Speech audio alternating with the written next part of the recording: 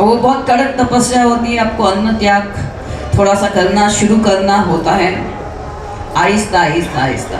लेकिन आपको भक्ति करनी होती है सर्वप्रथम अपने गुरु की। गुरुर साक्षात परब्रह्म तस्मै श्री गुरुवे राया नमः। वो ऐसा ही नहीं है, वाकई ही अगर वो भी गुरु आपके तपस्वी होने चाहिए, ब्रह्म विद्या ज्ञाता होना चाहिए, उनके द्वारा ही ब्रह्म विद्या प्राप्त होती है, सर्वसाधारण गुरु से नहीं होती है।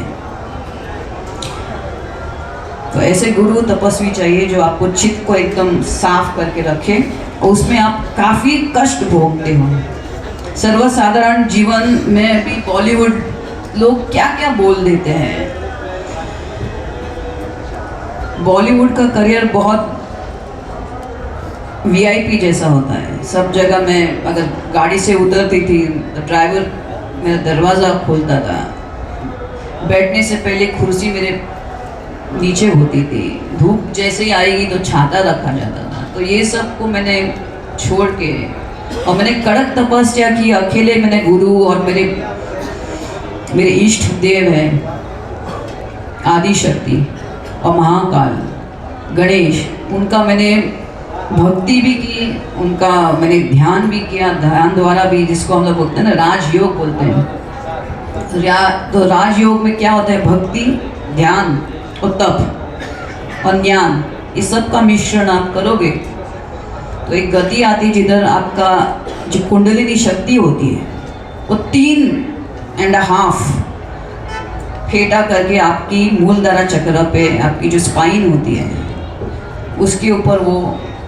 कॉइल्ड रहती है कड़क तपस्या से।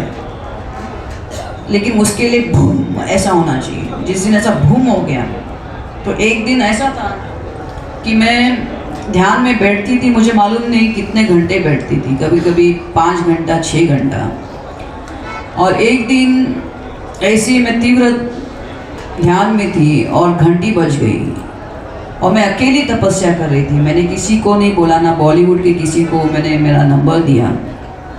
5-6 साल तीव्र तपस्या के बाद एक दिन घंटी बजती है, शायद कोई पोस्टमैन होता या क्या होगा, ऐसा सोच के मैं फट से उठ गई। मैं भूल गई कि मैंने 7 घंटा में एक स्थान पे, एक आसन पे बैठी थी।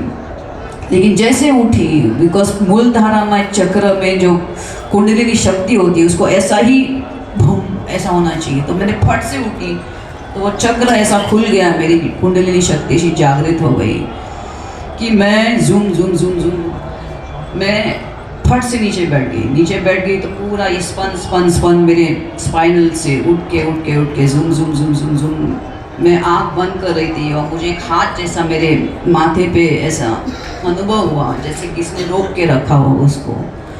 लेकिन उसके बाद 1 महीना तक तीव्र मेरी पीठ में जैसे 1000 ऐसी लाइट्स हो, इलेक्ट्रिसिटी की वायर्स हो, ऐसा ऊर्जा मेरे मेरी पीठ पे, मेरे स्पाइन पे, मेरे आँख में, मेरी इधर।